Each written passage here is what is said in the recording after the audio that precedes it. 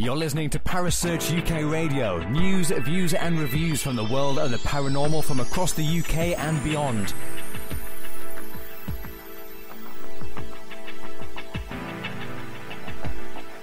Find us on Facebook, Twitter and the World Wide Web. Parasearch UK Radio.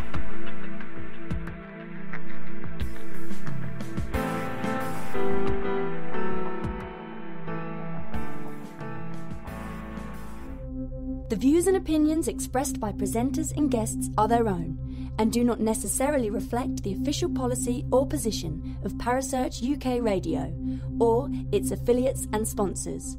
Listener discretion is advised.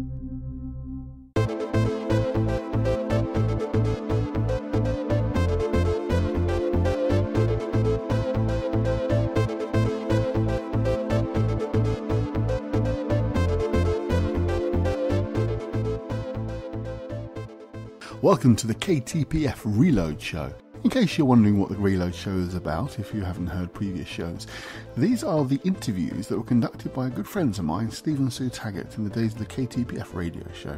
Their own radio show ran for just over 4 years, broadcasting every week for over 3 hours. I joined them in the last 18 months of the show's run, but eventually the guys felt they'd just about had enough. It was a monumental effort to keep broadcasting every week for 3 hours. It was a wonderful show. But unfortunately they're no longer involved, and the shows have just sort of sat in the archives, so I thought it would be nice to bring them back to life and bring you the interviews that the guys conducted over those 4 years. They include some of the most interesting people within the world of the paranormal and some not so well known but still, nevertheless still very interesting. We even have one or two rather unusual shows, including a live seance and other things along those lines. Anyway, hopefully you enjoyed tonight's show, and this is the KTPF Reload Show. Enjoy. This program deals with themes of an adult nature and is intended for a mature audience. They've landed. You're in the right place. Online, on the web, and on air. All over the world. Talk radio. You hear us, we hear you. How are you, everybody? It's my name's Suzanne.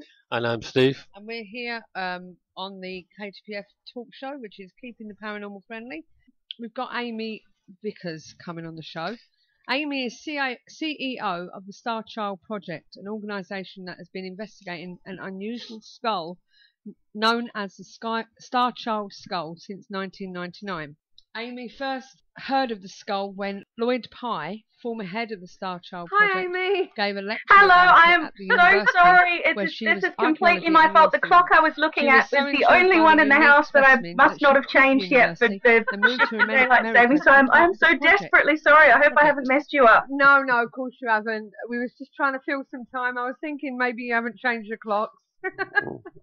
Oh dear, I was getting a bit worried. I thought, I hope she's remembered. No. I've been. That's the worst part. I've been really looking forward to it.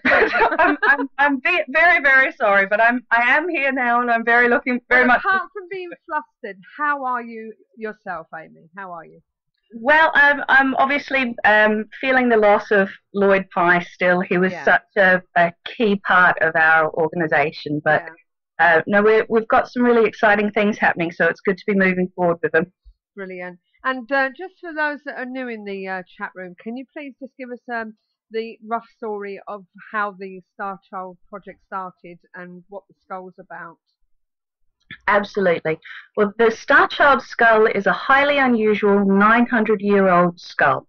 It was found in Mexico in the 1930s by a tourist, and it was just kept in a private collection up until 1999, and that was when it was willed to Melanie Young, who at the time was a neonatal nurse. She knew a great deal, obviously, about skulls and cranial deformities and what a child's skull should look like.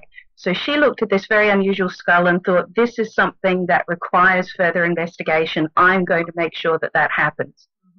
So she got in touch with Lloyd Pye, who was known for, among other things, his research into unusual skulls and pre-human skulls. And she and Lloyd and Melanie's husband, Ray, teamed up, and they started what was then just an informal group called the Starchild Project. Now, since then, the Starchild Project has arranged research at independent labs in America, in Canada, in the UK. We've worked with experts literally all over the world. The skull research has been covered everywhere from Japan to Australia to here. The book about the Starchild skull has been translated into half a dozen languages, Chinese, Polish, and whatnot. It has really become sort of an underground global phenomenon trying to figure out what this really unusual skull is. And for those of you who've never seen the Starchild skull and don't know what I'm talking about, it looks vaguely like a human skull, except that almost everything about it is not quite the way it should be in a human skull. The bone is much thinner and lighter, but much, much harder than normal human bone. The eye sockets are extremely shallow. The holes where your optic nerve is supposed to go through in the eye socket is in a different place, and it's a different shape. The face of the being is radically different. The shape of the brain inside the skull is very much different. And it just looks to a lot of people like it could fit in the skull of a grey alien. Yeah. And that's what gets a lot of people very excited about it. Right. Now, I'm not an expert on grey aliens. I've never met one personally. I've certainly not studied their skulls, so I couldn't give you a definitive answer on that. But I can tell you that we've taken this to some of the top experts in the world on cranial deformation, and they have said, one of them, Dr. Ted Robinson, is on the record saying, this cannot be a human skull. This is not a human deformity. This is not like anything I've ever seen before. This is something else and something that requires further investigation. So we've gone from that, we've done DNA tests, we've done just about every test that we can afford to do on it. And at every step of the way, we found things in this skull that should not be present in a human skull, and that includes the DNA. We've only got very preliminary DNA testing done on it so far, but that DNA has found DNA that not only is not found in the human genome, but it's not found in the genome of any creature anywhere that's had its DNA sequenced on planet Earth. Mm-hmm. Now, as I should stress, these are very preliminary results, and it's less than 1% of the DNA that we've recovered with those preliminary results. I mean, it's hardly a set-in-stone thing, but it's still very, very exciting. Yeah, I imagine. The updates that you want to give us at the moment, obviously there's been so much going on, isn't there? What's this, the FOXP2 gene? What is that all about? Right, well, I'm going to jump into the deep end and be technical with you here, so just bear with me, and if anyone has any questions, feel free to shoot them at me. Okay. But our bodies are made up of two types of DNA. There's the mitochondrial DNA, which is pretty much similar in everybody's body. It's the one that comes from your mother. It's the how to make energy, how to get stuff done DNA. And then there's the nuclear DNA, which is what makes all of us who we are. It's what makes us unique. Now, we've found odd things in both parts of the Starchild's DNA, but the one that's the most exciting for us at the moment is in the nuclear DNA, and it's called the FOXP2 gene. Right. Now, this is not just an everyday ordinary gene. This is a super gene. It's the gene that's responsible for things like aspects of your brain development, your motor skills, most of your organs developing. And critically, it's the gene that's been identified as the thing that allows humans to speak in a way that nothing else on the planet can. If you're born with damage to your FOXP2 gene, now it's very, very hard to survive any damage to your FOXP2 gene because it's so critical. But the couple of places where it can be damaged and you can survive it, those people are generally not able to speak. I mean, this gene is so critical that having that gene damaged at all stops you being able to speak and to communicate the way that we can. So when you see an unusual FOXP2 gene, right away you're thinking, right, this is going to have a different way of speaking than the way that we speak. But it goes beyond that in the Starchild skull. Across all humans, your FOXP2 gene is basically identical. It is so critical, it's so important that everything that it does, it has to do the same in all of us. We've all got to have a brain. We've all got to have lungs. You know, if there's something wrong with this gene, you can survive one or two tiny things being wrong with it, but you're surviving. You're not right, your body isn't working the way it ought to be. Well, in the Starchild skull's FOXP2 gene, we've only recovered part of it, but we've found 56 things that are different from the way they ought to be in a human. Now, that is just not possible. You can survive 1, 2, at the outside 3 things. We've got 56 so far, and we don't even have the complete gene yet. So this is hugely exciting. We don't even understand what this means yet, other than to say, if a human cannot survive having this many things wrong with their FOXP2 gene, this being survived, we know it did. It grew teeth, it ground those teeth down with use. It wasn't just born, it lived long enough to grind those teeth down.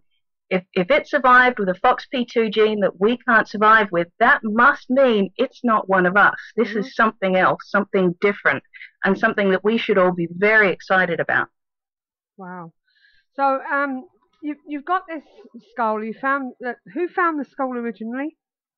Well, unfortunately, we don't have the name of the girl that found it. It was a teenage girl that was on holiday in Mexico with her family. Yeah. She found the skull. This was way back in the 1930s, before we had the sort of border control that we have now. Yeah. She went off exploring in some mine tunnels. She found a couple of skeletons. She thought, oh, these are really cool. I'll take the skulls home with me as souvenirs, as you do. Yeah. And back then, if you're weird. Obviously today we'd be horrified by something like that.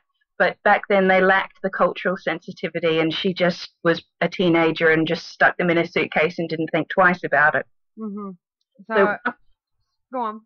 So I was just going to say, one of the skeletons that she found was a normal human, and the other one was this Starchild being. Now, she didn't give a very detailed description. She said it was misshapen, and that's her exact word, misshapen, and that it was somewhat smaller than the other skeleton.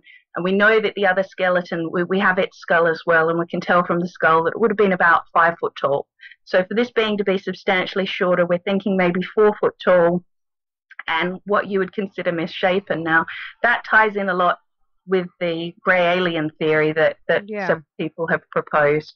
So that's really all we know about how it was found. It got passed from her to a couple of other people, and her name and the name of her family has been lost to us. We don't actually know who they are. We just have this story of her finding them and bringing them back to America. And the first name that we have that we can verify is Ray and Melanie Young, who are the skull owners. They're the people that realized for the first time back in the late 90s that this was not just an ordinary skull, and it should not just be sitting in someone's curio cabinet. Right, Andy's asking that he recently saw a program talking about a skull from Mexico which tested to have a human mother and a non-human father. This was in this was a recent set of tests. Is this the same skull? It probably is. In 2003, we were able to access an ancient DNA lab for the first time. Yeah. What you have to understand about DNA is it's got a shelf life. It's like a piece of meat. It's going to decay over time. So if you've got DNA that's fresh, like you go to the doctor and you have a swab taken out of your mouth, that DNA is really, really easy to sequence. You can tell what it is right away. But anything older than 50 years is significantly more difficult to work with. Now, the Starchild skull is 900 years old. So we're talking about something that's very difficult to recover the DNA, very difficult to work with, and you have to go to a specialist lab, and it costs a lot of money, and they get kitted out in the full space suits to do any work to make sure none of their DNA contaminates the sample. Yeah. They use really expensive equipment. I mean, it's a big production. When the Starchild skull first came to light, there were only about 6 labs in the world that could do that, and we couldn't get anywhere near them. So it wasn't until 2003 that we could actually get into one of these labs and start the testing.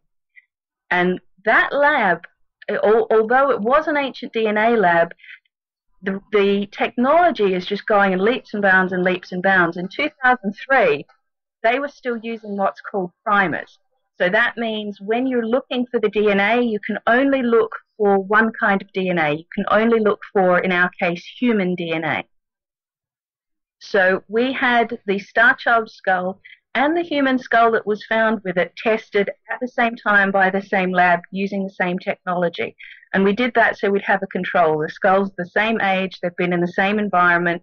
The DNA should be degraded to the same amount. So if you can find something in the human skull, we should be able to find it in the Starchild skull. Yeah.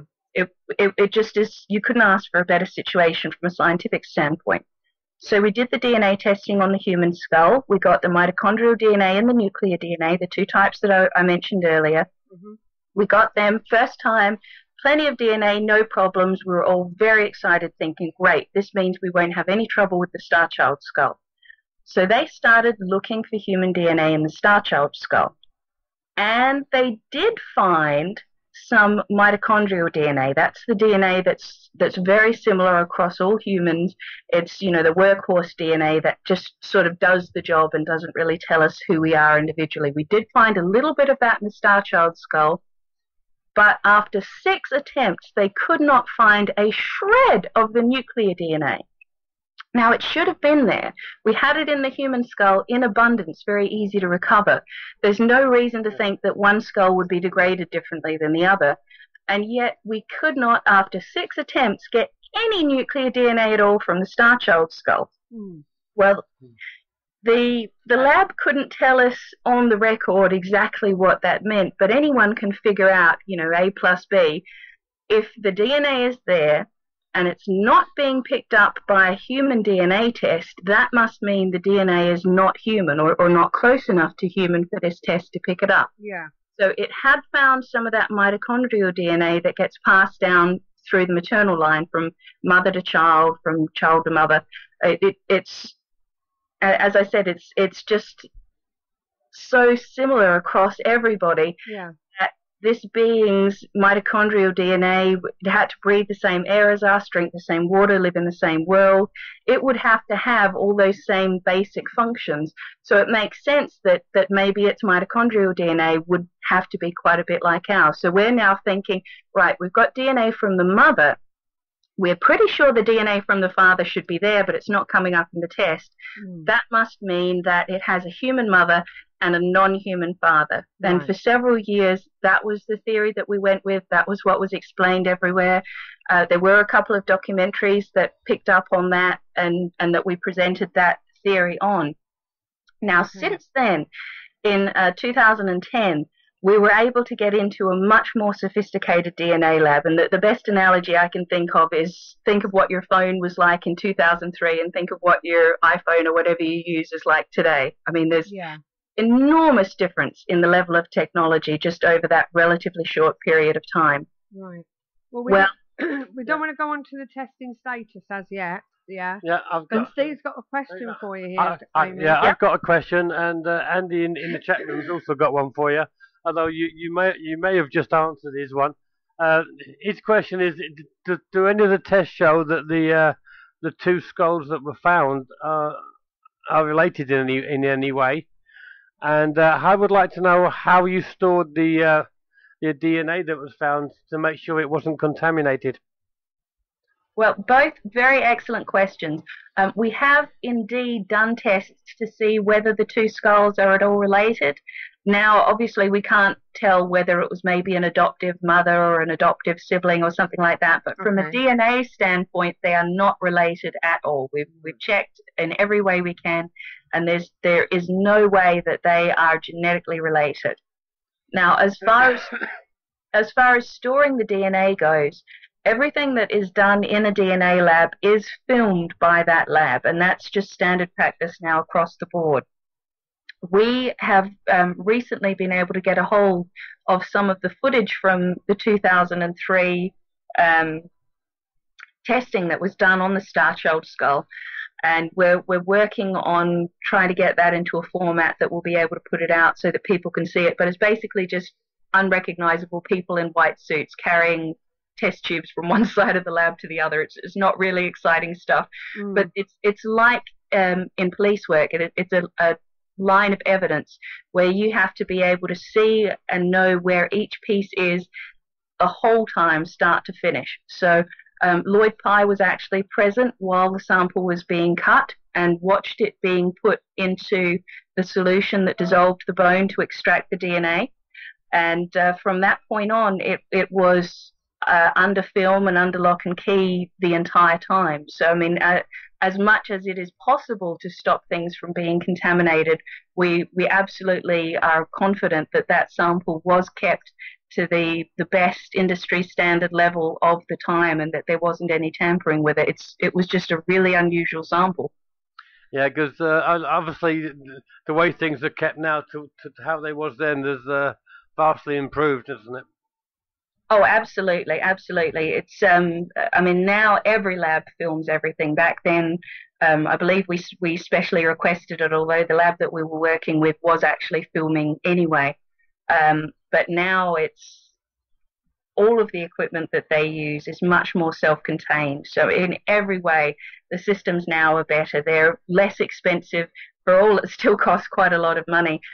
It's computers doing more of the work and less man hours, which keeps the cost down. And that is a cost that keeps just sort of reducing over time, like everything. Think how expensive a flat screen was a few years ago compared to now. Yeah, this is it. Now, obviously, this is a very exciting project. Oh, hello, we've lost her. Where's she gone? Let's try that again. She went and disappeared on me. Is she there? Where'd she go? All is forgiven. She's disappeared. Yeah. Andy said he'd be back in 5 minutes. The person whom you're trying to reach. I think he's talking to her. I think he took her with her. He took him with her. So, call me back. Where are you? Has our computer just gone down? I don't know what happened there. Somebody's trying to stop us from finding out about the Starchild stuff. You never know, do you? All this intrigue. But I don't know what happened there. We haven't gone down, no, we haven't.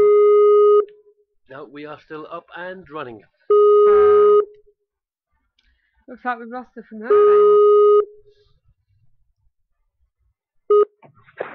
Hello? Hello? Is that Amy? No, hold on, please. Amy? We seem to have lost her halfway through conversation. Hello, I'm so sorry about that. Can I call you back in just a moment? Yes, certainly. Yes. She's going to call back in a moment. Now, this is very intriguing, isn't it? But I want to know why do this? You know what I mean? Why bother at all? Why bother at all? So you know what I mean? It's. I think part of it's. I think part of it's in the human genome. Yeah. We want to know what is. If you see something strange, you want to, or want to pick it apart and find out who it was, what it was, where it came from. It's a bit like some people like to, for instance, take a fire apart just to see how it works, and then hope they can put it back together again. Or a bike. You know what I mean? I did that to a clock once, and I ended up with too many cogs. Well, this is it. You know, it's a bit like that, isn't it? And but if it does turn out to be alien, then that's going to be quite something. If they can substantially prove that it's not of this earth, that is going to be can put shockwaves out there. Hi, Amy. What happened there? I think I was signed in on two computers, and so it got confused and hung up on me on this one. And oh, right. Okay. Right. We've got a bit of a feedback there. I don't know what's happening there. Yeah, she's obviously got the show actually on. Right. Okay, so we was talking about the DNA and everything. Now, just out of curiosity, we was just saying that it must be something really, really intriguing to do. Like somebody wanting to take a fire apart just to see how it works. You know, you come along and you know someone's taking apart this skull just to see what it's all about. But why would people want to test it in the first place? Was it a theory that it could be alien? Oh well, I'd have to put words in people's mouth here. I think I can tell you that Melanie has spoken to me many times about the years that she spent working in the neonatal ward. Now this is working with babies that are premature or that are born with some really severe problem. It's like ICU for tiny, tiny newborn babies. Yeah. she very sadly watched a number of these babies not make it. And, as rewarding as a job like that is, when things go right, there are some poor children that just, no matter what you do and how good the care is, there's just no way that you're ever really going to be able to help them. No. And she looked at this skull, and it is, just to look at it from the outside, it looks like a child's skull, like a 5 or a 6-year-old. It looks like a young person's skull. And she looked at that and looked at all of the deformities, all of the things about it that aren't the way they ought to be in a human skull, and saw the teeth and saw that they were worn down and thought, wow, there's no way that someone born like this should have been able to survive long enough to wear their teeth down.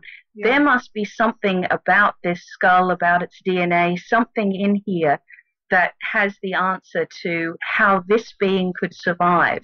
And if we could figure that out, maybe there's some, to stretch it to say like a magic bullet or a magic wand or something about it that one day we can leverage into a treatment that will maybe help other children to survive who can't survive at the moment. Yeah. I mean, obviously the odds of being able to find something like that are millions to one. But if everybody that was faced with seemingly insurmountable odds just gave up and never tried, we wouldn't have cures to any of the things we have cures for today. No. I mean, it was a very optimistic thing, and it's something that we still really believe is a possibility, and hope one day that we will be able to have some sort of medical benefit from the skull. But I know that although Melanie was aware of the alien phenomenon and thought, at some level that was a possibility, the real driving motivation to start the DNA testing and to start serious research was just one of how can we use whatever's special about this to help other children. Yeah. Now, David Lloyd, he's met Lloyd Pye in the past, probably when he was on City Talk in Liverpool. And he said, when I talked to him briefly, he said it costs millions to find out beyond a shadow of a doubt that it is part alien. What is your views on that? Well, at the time that Lloyd was saying that was absolutely the case. We had a quote from the lab back in 2010 for what is it going to cost us to get the full genome, and that's really what we're talking about, testing all of the DNA that exists in this skull. Yeah. And seeing what's different in its skull, in its DNA to our DNA.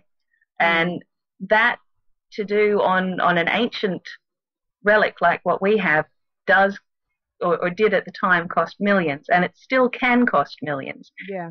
The problem with DNA research is there's always what you think it's going to cost, and sometimes that's exactly it, and sometimes it's even less expensive, and most of the time it's more expensive. But now, a couple of years later, the cost of the technology has come down a little bit, and what they can do with less information has improved. And now, instead of it costing, sort of $3 million minimum to get the full genome, we can start doing the research for as little as $250,000 a year. Now, it'll probably take us 3 years, so that's $750,000. Yeah. But that's less than a third of what we were thinking just a couple of years ago. That's your current testing status, is it? That is currently what it's going to cost us to get started. We're working right now to find an investor and to fundraise $250,000 to do the first year of testing. Now, at the end of that first year, we won't have the full genome. There will be more work that needs to be done, but we will know what direction it's heading in. The results we have so far are absolutely incredible, and that means that we need to make sure that these really are accurate results. We've got no reason to think that they're not, but you don't want to commit to doing 3 years of testing and then find out after a year that maybe it's not as amazing as we thought, and maybe we should be spending all of this money. I believe it is. I think this is absolutely 100% a new species. Now, I can't say whether that is an alien species or just a new species here on Earth that we never knew existed somehow, that was living with us 900 years ago.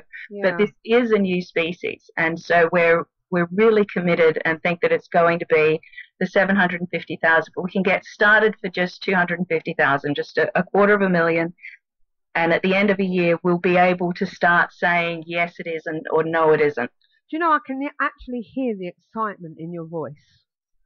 You know, every time we've spoken with you about this project, the excitement that comes over in your voice and the passion that you actually have for this, you know, it's like no matter how small the results are or the testing or whatever's going on, no matter how small it is, you know, you're proud of it, you're excited about it, you know what I mean, what it could potentially turn out to be. Oh, I've always felt that way about this skull. I was in university when I heard about it the first time. I was all tracked. I was going to be a lawyer, but I really loved archaeology, and I did that as an undergraduate degree just because I really enjoyed it. I couldn't imagine making a career out of it. There was already so many archaeologists in Australia. So, I mean, I was all set. I was going to be a lawyer. I was going to do the whole career thing. And within just a couple of months of hearing about this, I put my studies on hold. I moved to London, and I was working on this full time. I just was absolutely amazed at the level of work that had been done on it with so little support and so little funding. Yeah. And under huge pressure from people that dismissed it because anyone dared to say maybe it might be an alien, regardless of the fact that anyone might be thinking it. You're not supposed to say things like that out loud when you're in science. Yeah. Steve, you got a question? Yeah, I mean, with all the stories you hear about people's own agenda, have you come across anything or anybody that's been maybe trying to stop you from doing this? Well, we've never had visits from anyone in black suits and dark glasses. But there's plenty of resistance just within the flow of the way that the scientific community works at the moment. And it's not saying that these are evil people or anything. It's just everybody is out to make a living. And there's only so much funding available. And it is a dog-eat-dog world. I mean, everybody thinks of these, you know, kindly little scientists with their thick glasses off in their labs. But everybody in this field is an absolute tiger. They all have to get their funding to keep their labs going, to keep their families fed. Yeah. And it's easy to ridicule work that has a name like Starchild and that, you know, goes on paranormal radio TV and, you know, is willing to accept the possibility that something might be alien and refuse to dismiss that out of hand just because it maybe sounds crazy to some people. That is just an easy out for somebody that's looking for ways to get ahead of all of the competition out there. It's easier to make fun of us and try and stop us gaining access to the funding, which has been done very successfully, I must say. We've never received any government funding. No. So, I mean, that's the sort of resistance that we've had. We, at the very, very outset of the Starchild Project, Lloyd Pye got up on stage at the Laughlin UFO conference in Nevada. It's a big conference that's held every year in America. At the time, I believe it was the biggest in America. And he got up on stage and he said, I've got this skull, and I want everybody here to know that if anybody does come and try to take this off me from the government or whatever, I'm not going to fight it. I'm just going to let them have it. If I get shot or anything, you'll all know they just wanted to send a message because I will not put up a fight. Yeah. And he left the skull in a car, in a cardboard box, just in a public car park, a short walk from his apartment complex for several weeks, so that if anybody was going to come and take it, there wouldn't be any need for a confrontation. And every morning he got up and checked, and the box was still there. Wow. So we, you know, as much as we've made it easy if anybody was going to, and made it clear that none of us are going to give up our lives for this, as excited as we are about it, it's just not worth dying over. No, this is we, ever since then, we really haven't been bothered at all. And Lloyd always believed that it was because of that moment of standing up and making it clear that we're not out with guns blazing, trying to make a big deal. We just want to do science.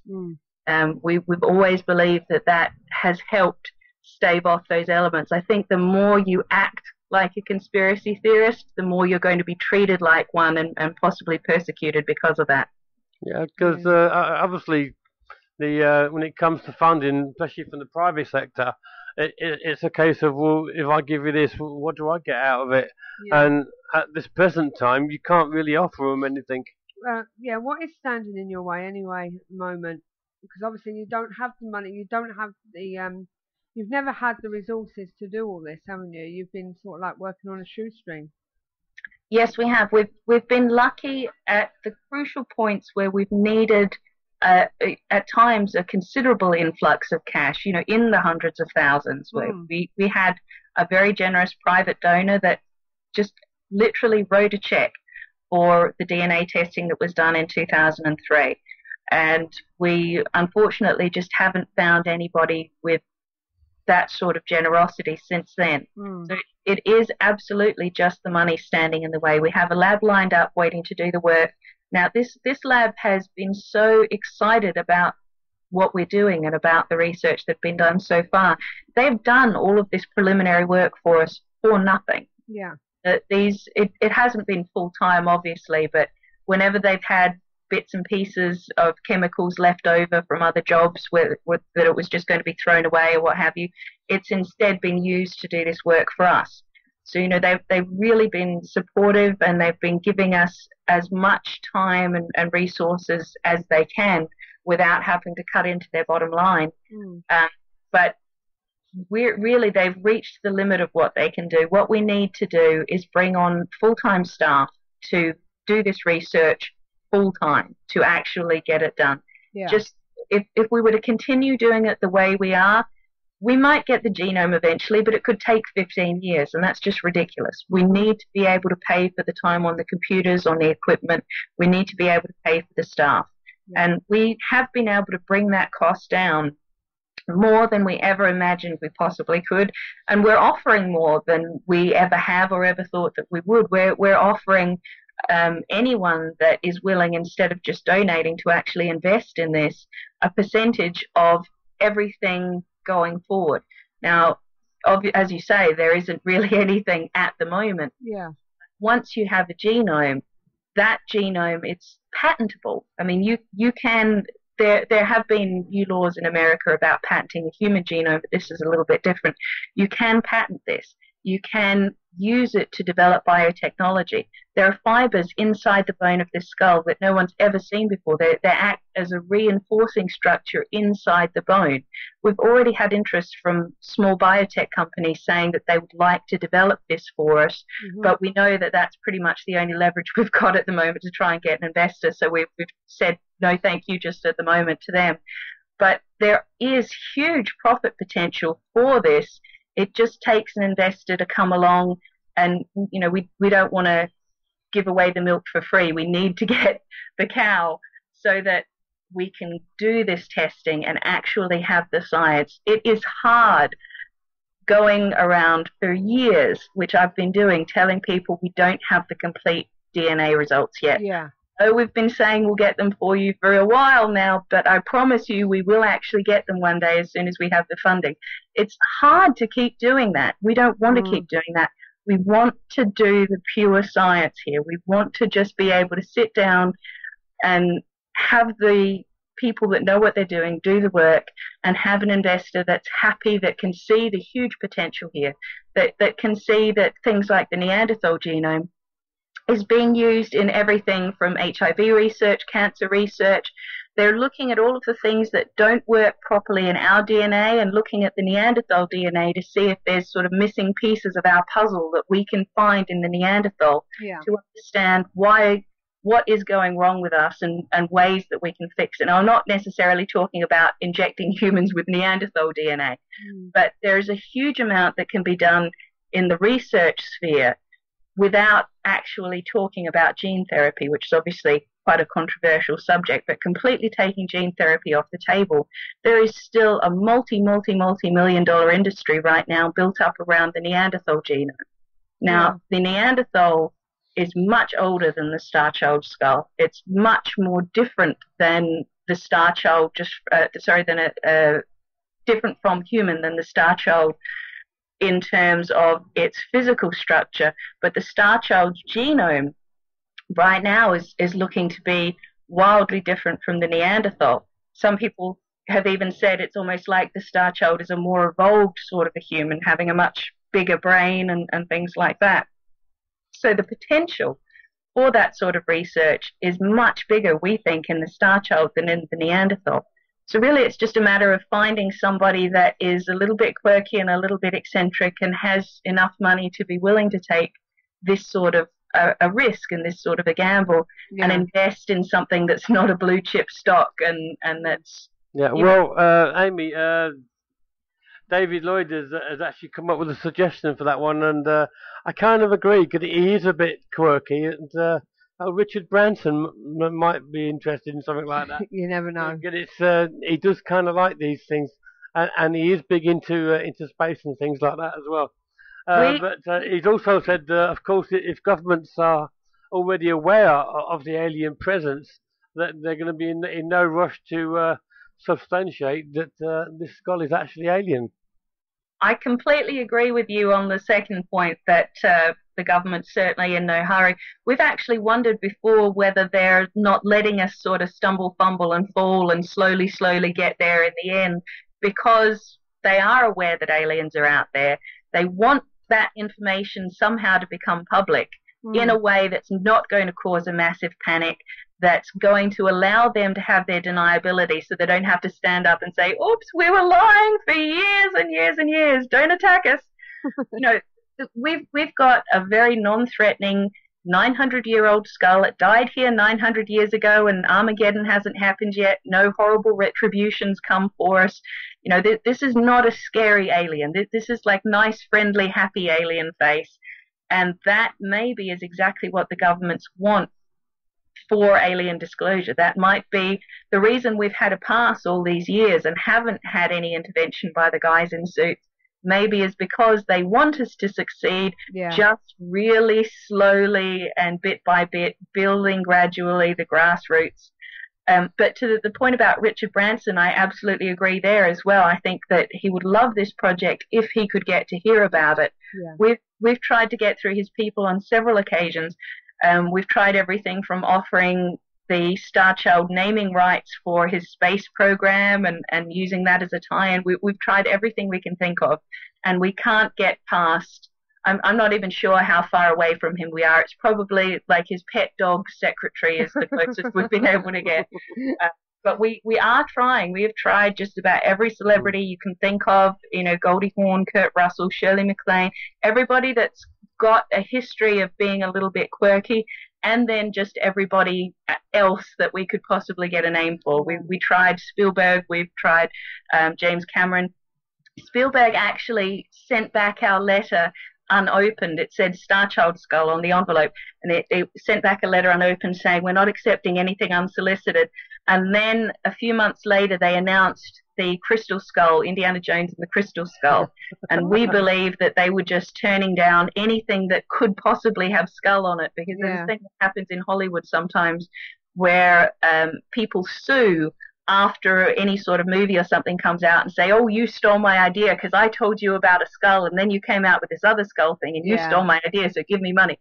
So we think maybe that was part of the problem. So we tried approaching him again several times after that and have been rebuffed every time. So we really have gone down every road more and less traveled, trying to get through to these people. Well, if we ever manage to get Richard Branson on the show, we'll definitely put it forward for you. Please do. I'm sure his people are calling you as we speak. Oh dear. So obviously, that's what's standing in your way, and this is the first time you've actually announced it, isn't it? Yes, this is the first time that we have announced that on a radio station. that our testing cost has come down to just $250,000 a year, which, you know, it's a huge amount of money. I'm not going to pretend it. I would like to have $250,000 a year to throw away. I would be happy with $25,000 a year to throw away, frankly. But $250,000 a year is nothing for some people. There are people who spend that on a weekend and don't think twice about it. And I can't imagine any weekend that could be as amazing as writing yourself into history books. No matter what the answer we get on this skull is, it is a part of history.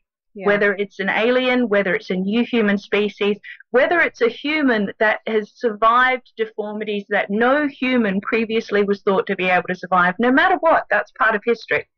So where we have the cost of testing reduced, we are offering any potential investor a percentage of everything across the board: patents, future movie deals, books, museum rights, absolutely anything you can think of to do with this skull. Any money that we make in future, they have a piece of it. I mean, no one offers a deal like that, but we are, because we need to get this answer now. We need to know once and for all what it is, and we need the public to know that as well. And if that's not enough, anybody that connects us to that investor, now I mean makes the phone call, makes the introduction, bees the bridge to get us to the person that actually puts the money into it, we're going to pay that person $250,000 cash. Now, this is something that our COO, Matthew Brownstein, came up with. We have offered finder's fees in the past, but this is something that Matthew has offered to cover as an upfront cost, to make sure that that finder gets paid, and that this is a non-bogus, it's not hokey-pokey, oh, we never said that. This is absolutely, there is $250,000 in cash, in a vault, waiting for whoever it is that introduces us to that investor. And the reason we aren't spending that $250,000 on the research is, the reason we're not spending the $25,000 on research, the reason we're not spending that $25,000 on research is because it will not get us anywhere near where we need to go. The lab has to do a 1-year contract with these staff members. They need the $250,000 to start that contract, to start the ball rolling. If we use that smaller amount of money, we can't start the big DNA testing. The best use that we can think of right now is to put that up as a cash reward for anybody that can get us what we really need, which is the $250,000 to get that first year of testing done. Well, some of the guys on the in the chat room are coming up with names. And and some of them are even saying they'll start making phone calls for you. But one of the names is probably a possibility, to be honest. It's David Icke. He has obviously got a few quid himself, but he's also got plenty of contacts. So he could be of some help to you. Well, that is someone that we'll definitely get in touch with. I've been in touch with David Icke in the past. I will definitely make sure that I touch base with him. But just to all of your listeners and anybody else that hears about this, you do need to actually be the person that makes the introduction to whoever. Unfortunately, just giving us an email address that you found on the internet isn't quite enough to get the reward. But by all means, write the first email. I think they're just throwing out suggestions for you yourself. No one's claiming anything, but someone's just said that at the last count, David Icke himself is worth $15 million. Yeah, so as I say, it's I think they're just throwing suggestions for you to try, to be honest with you. I just want to make it clear, I would love nothing more than to be on this show in a few months' time saying, right, remember that program back on the 26th? One of your listeners just got the $25,000 because they picked up the phone and they made some calls and they were able to get through to someone and it all worked out. So I don't want to or send us names by all means. I would be surprised if there's anyone that we hadn't contacted before, but we haven't spoken to David Icke since the cost has come down. So that was a great one. Keep them coming. Yeah. It would be nice if there was somebody that you could come on and say it was from our show. That would be brilliant. I would really genuinely love that. this is hard on our sleeve time. We have been at this 15 years now come December. Now that is a long time in anybody's life. I was 21 when I got involved with this. I've just had my 30th birthday. You know, this is a huge piece of a lot of people's lives, and we have been working and we've been struggling, and you know, the cost is not really going to come down much from where it is now. You know, the technology is fully developed. There's not going to be a great announcement next year, hey, now it only costs $20. You know, that just doesn't happen. You can sequence fresh DNA. That's a completely different kettle of fish. But to do ancient DNA, we're pretty much already at the apex of the technology. The cost of it has already reduced. Now it's just down to the fact that you do have to pay these experts to be on deck, and it is a full-time job, and it does take years. So, you know, this is our bottom line. This is our rock bottom. We can't do anything else. The money that we've raised ourselves isn't enough to make this happen. We need help. And we're not asking for a handout, we're asking for an investor, and we're offering a heck of a lot more than they're going to get anywhere else on Wall Street or in any other company or any other investment. I mean, this is the best we can do, people. If this doesn't work, then I am out of ideas, and, you know, maybe someone else on my team is sharper than I am and they've got something left up their sleeves, but I don't. I'm tapped out. This is it. This is the best deal we can offer, and this is the best position we've ever been in. And if we can't find an investor now, there is just something wrong in the world, because this is real. This is a 900-year-old skull. You can see it. You can touch it. The research has been done up one side and down the other. We've got a list as long as your arm of experts saying they've never seen anything like it, or they think it's not human, or they think this requires further investigation, or whatever. They know, we know, you know, this has to happen now. Yeah. We're being asked, can you just repeat what the money's for again? So exactly what's the money for? Could you please repeat again? So the 250K a year. 250,000 pays for year one of complete DNA testing on the skull. Okay. So there's a whole bunch of different machines that they use, and I'm going to get the names of them wrong. I think it's the MSEC, I think it's the Illumina. You know, there's basically a whole lab that I've been in, and it's all set up. Have you ever seen on, like, movies, there's the white room and everybody's in the white suits and they've got the little booties on? It is literally like that. It is just pristine. Okay. The lab has actually built a new wing that they've fitted out with all of this DNA technology, in part because they were so excited about what we were doing with the Starchild. They wanted to make sure they had all the best and greatest equipment ready to go. So this lab is just absolutely full of equipment. The 250,000 pays for 1 year of use of that equipment, 1 year's use of all of the chemicals that are needed to do the actual DNA testing and run the equipment. It's for the time that's needed on a computer system cluster, which actually does all the computations that used to have to be done by hand, and thankfully now a lot of it can be done on the computer. But once the computer does its thing, you've still got to have experts that come in, and these are multiple PhD guys that come in and put all the pieces together. So there's the lab techs, which are still ridiculously qualified, but they just sort of do the day-to-day work and get the results. And then you've got, the doctors that come in after that, and they put it all together. So 250,000 pays for 1 year of everything that it takes to sequence the entire genome within the Starchild skull. We won't get the whole genome in 1 year. We estimate that'll take 3 years. But at the end of 1 year, we'll be able to say, right, the results we have so far are X percentage different from human, and whoever the investor is at the end of the year can say, oh, well, I don't want to keep funding it, or they can say, wow, that is amazing. Yeah. Here's the other $500,000 that you need. Let's finish this thing. Right. Okay. And they obviously get a percentage of the profits.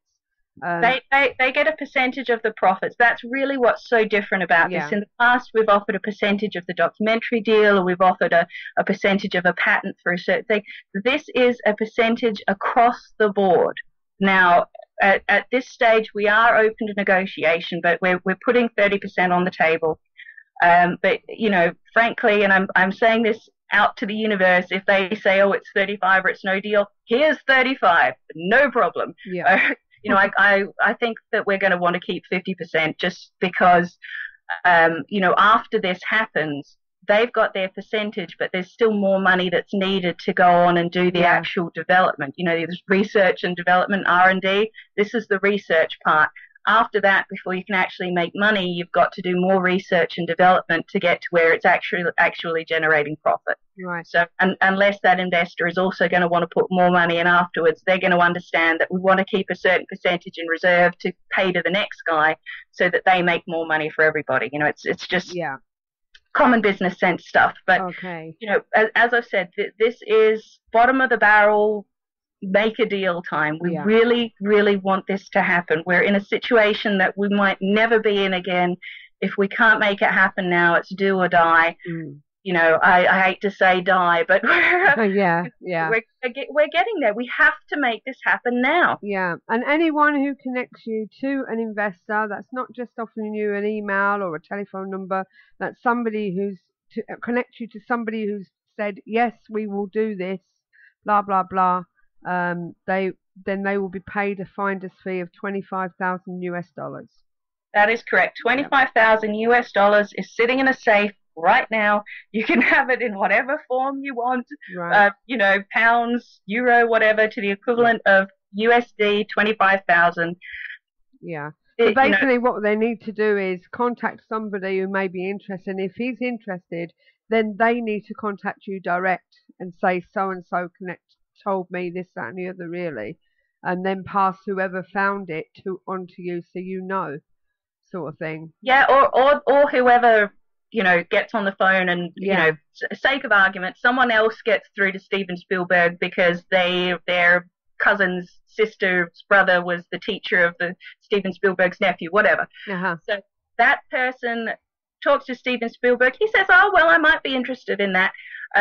Let's set up a meeting. That person can either give Steven Spielberg our contact information, which would be great, or that person can contact us and say, hi, Steven Spielberg would like to set up a meeting with you. Let me set this up for you. And that person is now our best friend forever and ever and ever.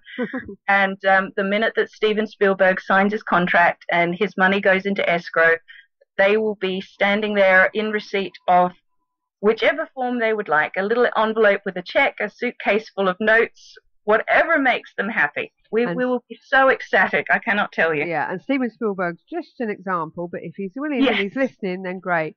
And just on the subject of who to contact, where would they need to send the details, or where would they need to contact?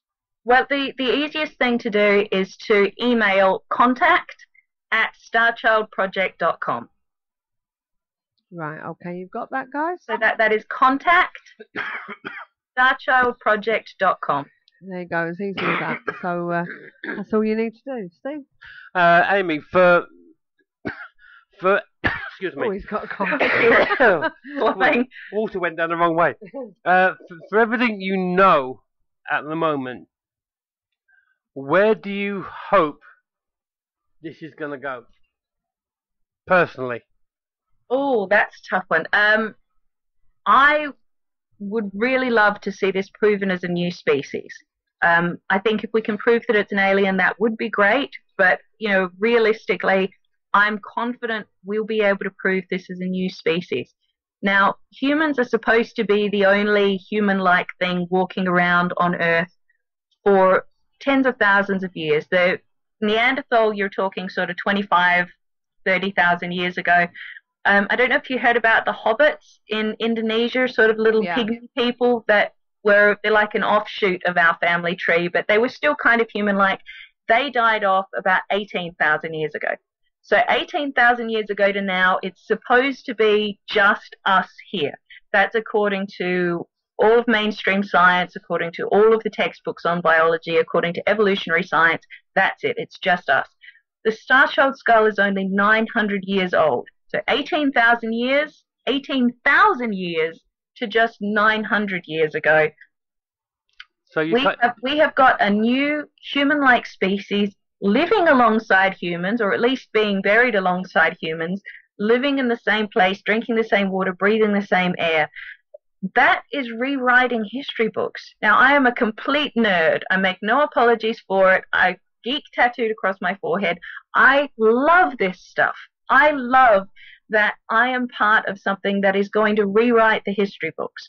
Think of Charles Darwin coming out with evolution after so many years of it being creation theory.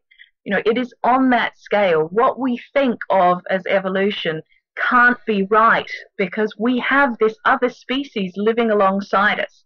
Now, either that means that somehow kind of like the missing link. Yeah, so somehow well, it's like the missing link, but it's more advanced than us. Its brain is a third larger than our brain. How can that be the guy before us? You don't evolve to get a smaller brain. It couldn't be a species of another kind of human then that died out. Exactly. Now, I mean, you have things like the coneheads in Peru, which are another example that could be a species of human-like beings living alongside humans that we just kind of ignore. But if we can prove the Starchild is one of these species living alongside us, then we have to consider the coneheads. We have to consider every other quirky skull that's in the back of the museum's cupboards because they got sick and tired of having to explain it to alien enthusiasts. All of those suddenly have to get pulled out and they have to get taken seriously. You know, this is an enormous, enormous discovery. You've heard of OOP art, out-of-place artifacts. These are things, you know, imagine like finding a pocket watch in ancient Rome. You know, it shouldn't be there, but it's there. You know, we found it in an archaeological dig. The soil around it wasn't disturbed. How the heck did it get here? Unless Doctor Who is realer than we think, how did it get here? So to have an actual debate about these things.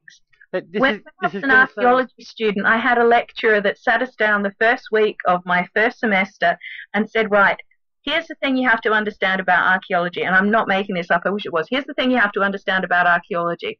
Anytime you find anything that doesn't make sense, you should assume it's a religious object and not waste time trying to explain it because you'll never have an answer. How many tens of thousands of shelves are there marked unknown religious object that could hold the knowledge of the ages, and we're just too ignorant and too stupid and too foolish and too willful to look at them from outside the box. If this skull can open us to outside the box and open all of these forgotten shelves to proper research, that would be my ideal scenario. Yes, a couple of guys on the chat room here, Andy, and they're saying that maybe the Scientologists they fund the Ancient Alien TV series, and they're always trying to prove of aliens out there somewhere. But I may sound a bit stupid here, but just because it's got a bigger brain, does that necessarily mean that it knows how to use it? Well, it is a generalization, and you're quite right that I shouldn't say categorically it's more intelligent than us just because it has a bigger brain. But generally speaking, the bigger the brain, the smarter you are. Yeah. Now, it's not just the brain that is different about this skull. Well, without getting too technical, the bit at the base of your brain where it attaches into your spine, there's a part of your brain, it's about the size of your fist, and it's called your cerebellum. And that's where all of your motor skills happen. Everything from breathing, walking, talking, doing all that stuff. If your cerebellum isn't right, you're pretty much in trouble. If your cerebellum gets crushed or damaged, your body stops breathing automatically. I mean, it's a big deal. In the Starchild skull, the shape of the skull is really different from ours. We've got a little ledge inside our skull that keeps the weight of our brain off that cerebellum. The Starchild skull doesn't have a ledge there. It's got a tiny little bump, but nothing that would really support the weight of the brain. And the shape of the skull is different such that the entire weight of the brain is pushing down on that cerebellum. It's like a funnel. It comes down at that point with the whole weight pushing down on it. Now, if you or I had a skull like that and we tried to whack our brain in it, that cerebellum would be crushed and damaged and we'd die pretty quickly. But this being didn't. There was something about its brain. It's almost like the brain matter was firmer than ours or somehow supported differently than ours.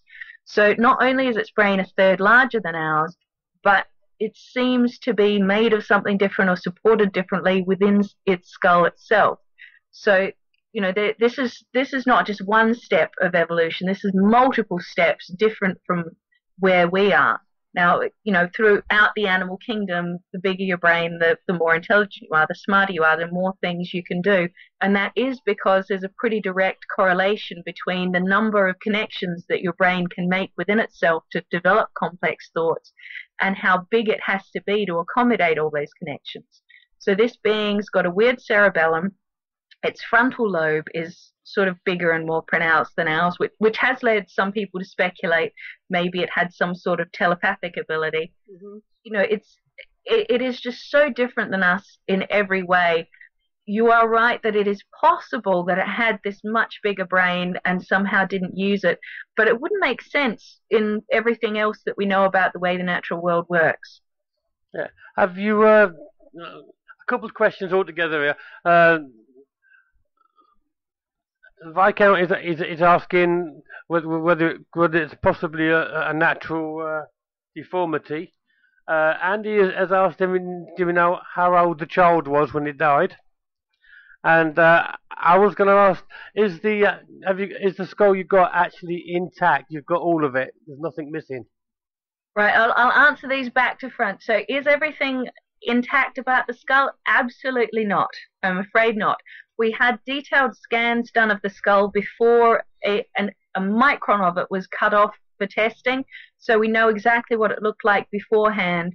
And we have had replicas done. It's called a stereolithographic copy. It's sort of where you take a scan and feed the scan into a computer, and it sort of prints out a copy for you. It's like an early version of 3D printing. Mm-hmm. So we have that. We know exactly what it would have looked like. But that being said, there is a large amount of the skull missing. We haven't actually measured it, but I would estimate it's getting pretty close to 10%. In the early days, you used to need a lot of bone to do anything. And we had such trouble finding DNA. Remember I said there were 6 failed attempts to find the nuclear DNA. And there was another test before that was just a complete disaster, which used even more bone. So, I mean, there's been a huge amount of bone taken for testing. The skull, now we just need little tiny bits, so almost sort of like you take a nail file and shave little bits off of it to do the testing. So the skull shouldn't really be much more damaged than it is now, but they did need to take a huge amount for earlier testing. So the question before that was, how old was it? We don't know that for sure. We've got conflicting experts on that point. Most of our dental experts think it was a child aged between 5 and 6.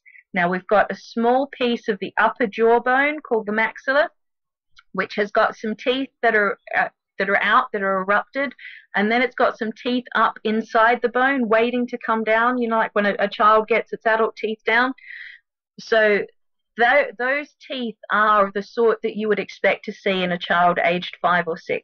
Now, having said that, the teeth which are already down in the mouth look more like adult teeth than children's teeth. They are the children's teeth. It doesn't have the premolars. It's just got the children's molars.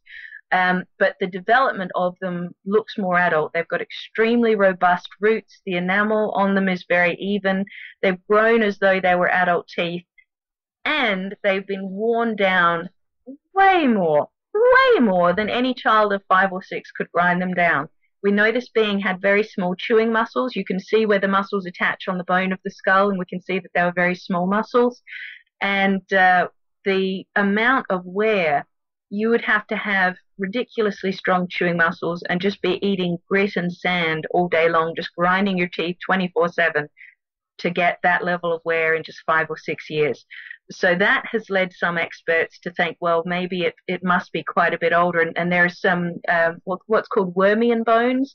It's just to do with the way the plates of the skull join together, which are more common in fully grown adults as well. So we've got a little bit of conflict there.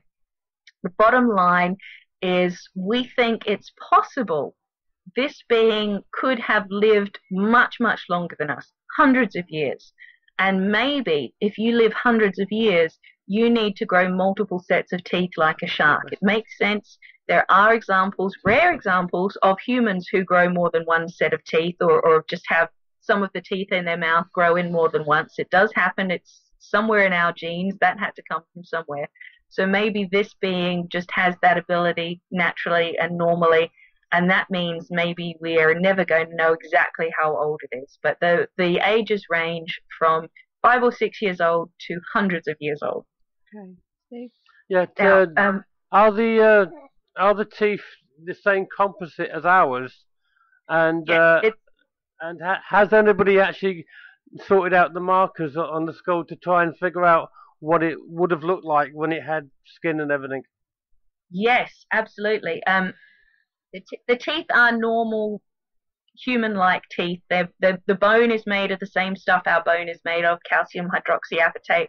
The teeth are made out of the same stuff, dentine and enamel. You know, it's the same basic composition, but just really odd in other ways. Now, we've had several artists over the years do reconstructions, frankly, with varying degrees of accuracy. We used to just put up on the website absolutely everything that anybody did, and now we've just whittled it down to the few that were the most professional and we believe the most accurate. And it's surprising how similar they all look.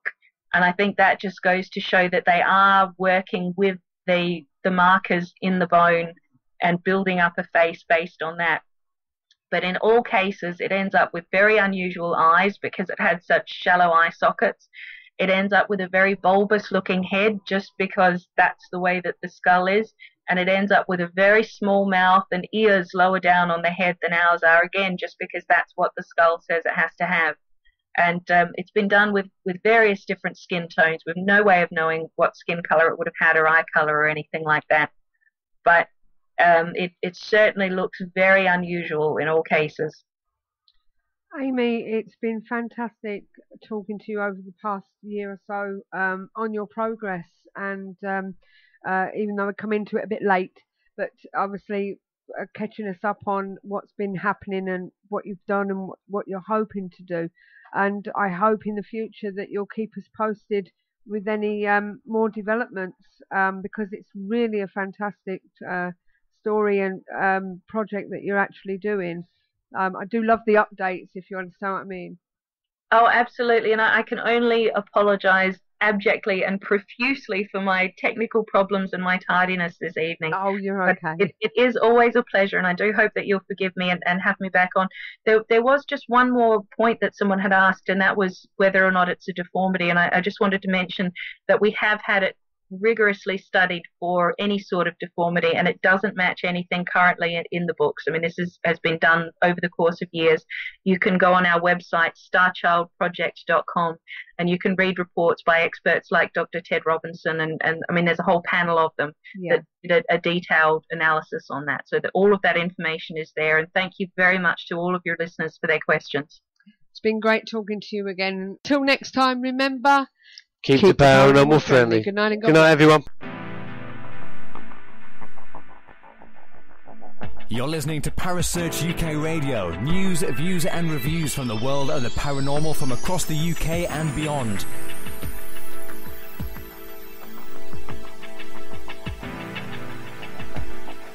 Find us on Facebook, Twitter and the World Wide Web. Parasearch UK Radio.